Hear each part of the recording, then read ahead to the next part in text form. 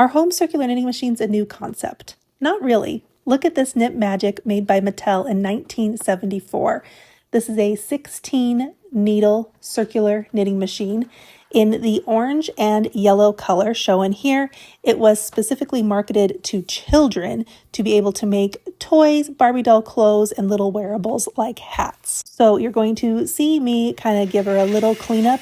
This machine was, I believe, hardly used, or who I purchased it from cleaned it very well before I received it because there was hardly any dust or any lint from old yarn. What I use to clean my circular knitting machines is I have this keyboard blower that blows compressed air. You just recharge it and it has 3 settings so it can get into all those nooks and crannies to get out any of the lint that can come from your yarn. And I pretty much got nothing out of it. It was in really good shape. And then I use soap and water just to kind of clean off any old residue that might have been on her. And then I'll also show you lubricating it as well in a little bit. As I get her cleaned up, let's talk about the background of circular knitting machines.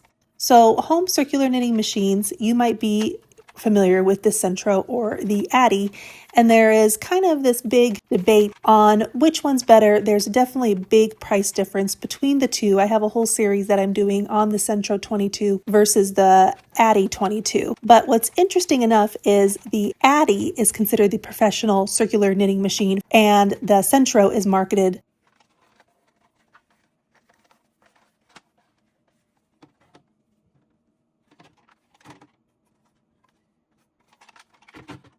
just like this 16 needle.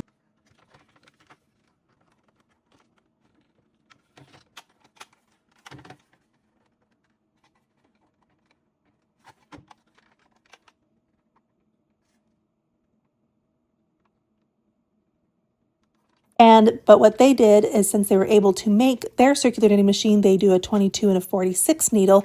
They have patented kind of their legs. They've patented their yarn bar tensioner. They've used a really nice high quality plastic. It is a very good product, but it was still based off of a toy. But the original circular knitting machine patent was made by Mark Brunel in 1816. Now let's talk lubrication.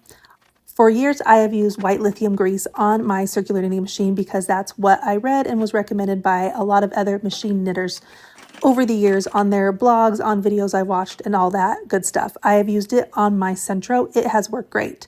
I was recently reading on Reddit, specifically because of this machine.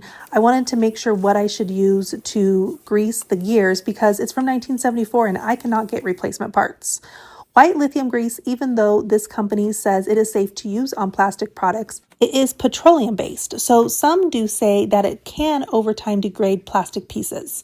So because of this, even though I've used white lithium grease on my Sentro that I got from 2019, it still works great. I have had no issues. Because I'm not able to get replacement parts for this machine because it's from 1974, I am using a silicone based spray that is good for plastic products, which I did read is an inert. Silicone is inert, so it should not degrade any of the products, and you need to use hardly any of it. So do your research on the lubricating grease you want to use on your specific machine. These are 2 that I personally feel comfortable with using, but again, you'll use at your own discretion because it says to use a product to grease your machine, you should find out what plastic has been used. There's different grades of plastic. I can't find that information anywhere, so you kind of just have to go with what you feel works best. I've used the white lithium grease with a Q-tip. What I really like about this spray silicone I found, which did say it was fine on plastic to plastic products as well, is you need to use hardly any, and always, of course, using your PPE, personal protective equipment for your hands if you're going to use any chemical, so you don't want to burn yourself. And then I also did just put some paper towel around the parts I did not want to get grease on.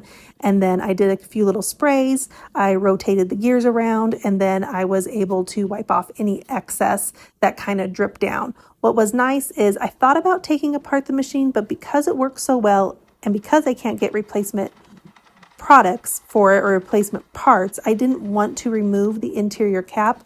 And I was able to see that the gear that's hooked to the handle is on these lower gears under here, and I could see it. So I just sprayed the underneath and then rotated it to get the grease onto, or the silicone onto the gear there. So that ended up working really well for this situation.